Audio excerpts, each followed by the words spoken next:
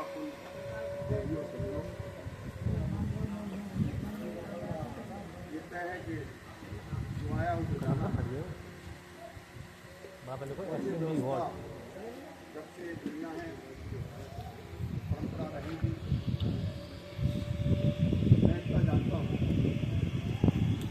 ना तो मैं शास्त्रों के बारे में ज्ञान रखता हूँ और ना भविष्य का ज्ञान। मैं तो अपने जीवन काल में जो देखता हूँ, समझता हूँ, हमेशा उसी के ऊपर बोलता हूँ। मैं अपने व्यक्तिगत अनुभव से आप लोगों से यही प्रार्थना करता हूँ कि स्वयं यादव जी ने, जो हमारे यादव महासभा के जिले के कार्य के प्रभारी भी हैं, उन्होंने एक बड़ा कदम उठाया है और समाज को और सभी वर्गों के लोगों को संदेश दिया है कि हम लोग जो मृत्युभोज करते हैं, उस मृत्युभोज से ना किसी को पुण्य मिलता है, ना किसी को खुशी मिलती है। और मृत्युभोज का जैसा कि रोशनी जी ने बताया है, किसी भी शास्त्र में नहीं। मैं तो सिर्फ आज इसलिए आया हूँ, जी ने मुझे कहा कि 4 तारीख को शोक सभा, 24 तारीख को शोक सभा। मैं 3 दिन पहले आ गया था, लेकिन 24 तारीख को शोक सभा है। तो मैंने अपना एक नियम बना रखा है कि अगर कोई व्यक्ति मेरे ही कोई त्याग रहा है और शोक सभा करता मैं तो पहुँचता हूँ जहाँ तक मुझसे संभव बनता है। मैं दिल्ली का दिल्ली से मैं आया हूँ, तो सबसे पहले तो इस परिवार के ऊपर जो, क्योंकि माँ तो माँ होती है, उम्र कुछ है, माँ का पिछड़ने का कष्ट जो होता है वो उस परिवार के लोग ही जानते हैं, बच्चे रखते हैं। ईश्वर से मैं प्रार्थना करता हूँ कि उनके परिवार को इस कष्ट को सहने की शक्ति दे और माता राम को स्वर्ग में स्थान दे। नन्ना हमारे बहुत ही, मैं समझता हूँ कि मेरा बहुत वर्षों से उनसे मिलना जुलना था, उनका मार्गदर्शन मैं लेता रहता था। वो स्वयं एक विद्वान व्यक्ति थे। इन सब चीज़ों को बड़े विस्तार से उन्होंने बेबाकी से पूरा जीवन में कार्य किया। उन सबका लाभ हम लोगों ने लिया है। अभी जो बातें हुई, मुझे श्रद्धांजलि सभा, माफ़ करना, मेरा किसी को ये देने का मतलब नहीं है कि मैं जान दे रहा हूँ। हमें इतनी समझ होनी चाहिए कि श्रद्धांजलि सभा का मतलब क्या है। संजीव भाई जिले के अध्यक्ष हैं, विद्वान हैं, उन्हें भी जोश आता है, लेकिन इस बात का ज्ञान नहीं, वो जिला अध्यक्ष हैं यादव महासभा। ये मंच नहीं है। आप अपनी सभा बुलाइए, सबको इकट्ठा कीजिए और फिर ये इस्लाम और ड्यूटी की बातें वहाँ कीजिए, वहाँ लोगों को बंधन में लाइए।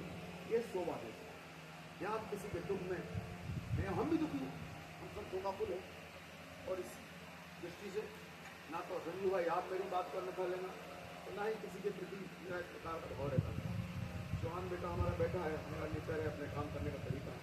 मैं तो बचपन से ही शोषित, पीड़ित और वंचित जो व्यक्ति होते हैं उनमें भी अंतिम श्रेणी का व्यक्ति रहा और आज भी मेरा वो संघर्ष जारी है।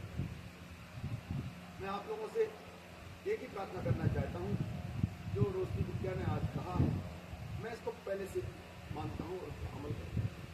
आज मेरी शपथ मैंने कितनी बार बोल में ले चुका, उस शपथ पर मैं कायम हूँ। मेरी माता जी का तो सुवास हुआ, तो मैं समझता हूँ कि अगर मैं विचार भी करता तेरे ही करने का, तो लाखों लोगों की संख्या, मेरा इतना लोगों से संपर्क। हमने शोक सभा रखी और आप ये भी बता दूं आपको, तो मैंने शोक सभा में किसी को फोन नहीं किया, लेकिन जिन्हें पता था, अरुण यादव जी वो भी आए, मोहन यादव जी शिक्षा मंत्री थी वो भी आए, और ऐसे बहुत से समाज के अलावा भी बहुत लोग।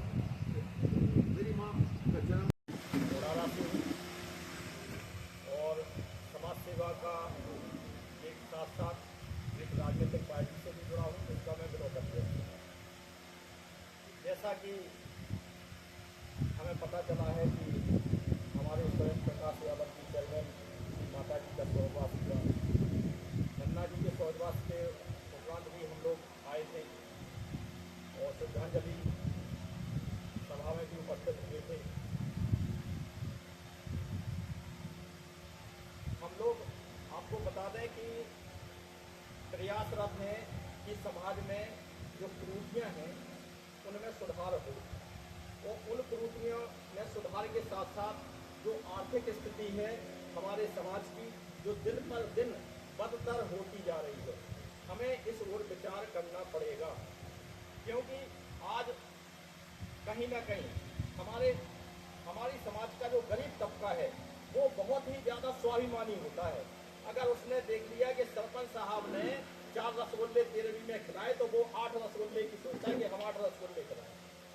तो हमें इस कुरीति को रोकना है, क्योंकि बर्बाद होने से हमें समाज को बचाना है। जो पैसा हम 13वीं या उसमें लगाते हैं, मृत्यु भोज में लगाते हैं, उस पैसे को हम अपने बच्चों को पढ़ाएं, इंदौर भेजें, ग्वालियर भेजें, दिल्ली भेजें, वो हमारे काम आएगा।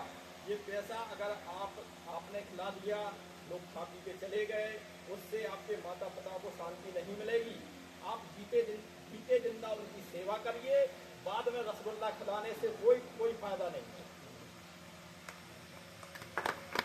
तो हमारा तो यही समाज बंधुओं से निवेदन है कि मैं जैसे शपथ लिए हूँ कि मैं, मेरे बच्चे, मेरी बीवी कहीं ना भोजन मृत्यु भोज खाते हैं और ना हम किसी को खिलाएंगे।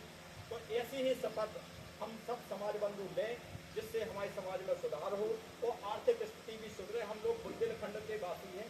बुंदेलखंड में कभी सूखा, कभी बारिश, कभी वर्षा के कारण केवल खेती पे आधारित हमारा समाज है, और समाज को बचाने के लिए हमें निश्चित रूप से इस ओर जागृत करना पड़ेगा, समाज को भी जागृत करना पड़ेगा। और हमारे आदरणीय दादाजी हैं, तो आप भी हम लोगों को एक दिशा निर्देश दें कि समाज में सुधार हो। और हमने पहले भी प्रयास किया था कि नन्ना जी की 13वीं ना की जाए, तो आपका कहना था कि हमारे भाई नहीं माने या जो भी नहीं माने, तो उससे आपको क्या मिला? जैसे आपने 13वीं कर दी और बहुत बड़ा वो कर दिया, अरे उसकी जगह हमने कहा था नेत्र शिविर लगवा लो, अपने बुजुर्गों के जो क्षेत्र के जितने बुजुर्ग हैं उनकी आंखें बनवा दो, उससे तुम्हारे माता पिता बिल्कुल वहाँ पे स्वर्ग में भी आपको आशीर्वाद देंगे कि चलो आपने आदमियों का भला किया। रसगुल्ला खिलाने से भला नहीं होता किसी का। तो सभी लोग जागृत हों, हमारी यही कामना है सभी से। जय हिंद, जय भारत, जय श्री कृष्ण।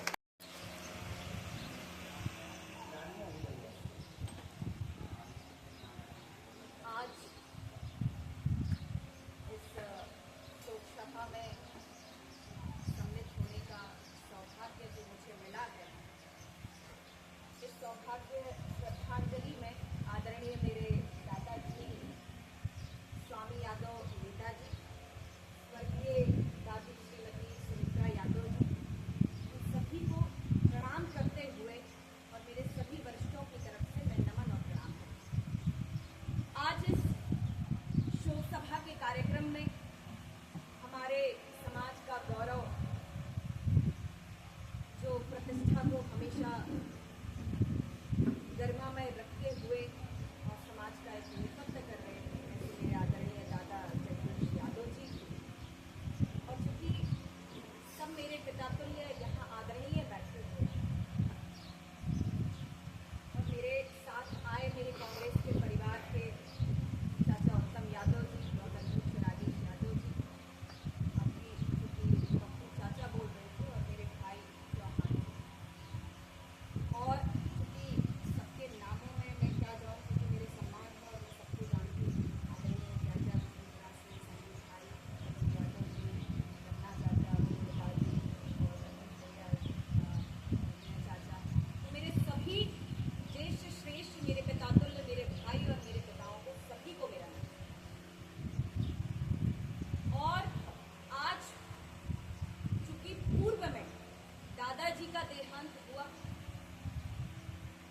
तभी ये प्रयास, चूंकि मेरे समाज के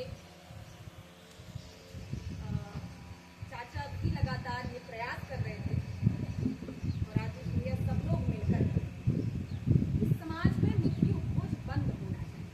और आज सबसे ज्वलंत बात यही है, और आज हम सब अगर शोक सभा के माध्यम से इकट्ठे हुए हैं तो केवल और केवल इसी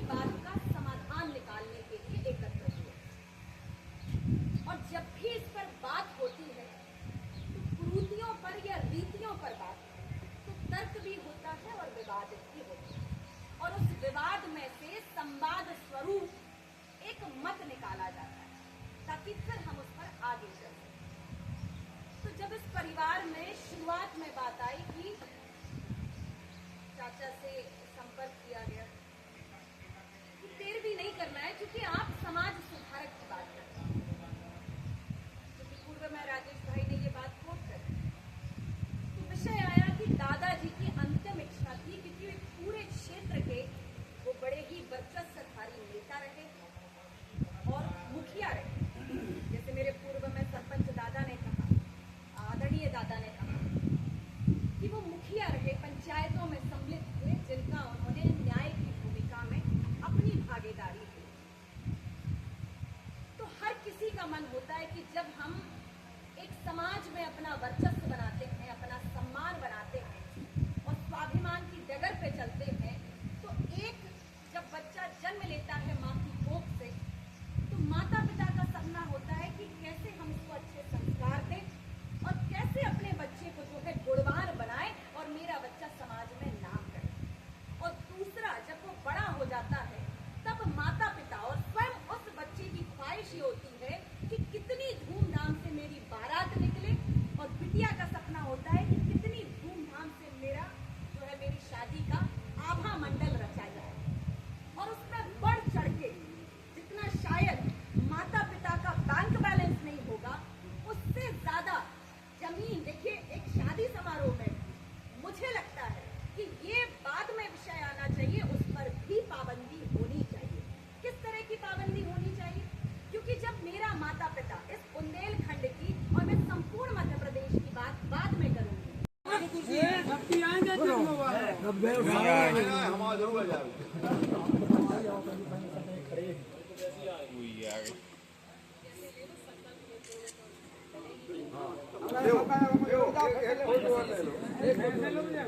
संकल्प ले लिया सबने, देखो फोटो भी खिंच गई, शकल भी सबकी दिख रही।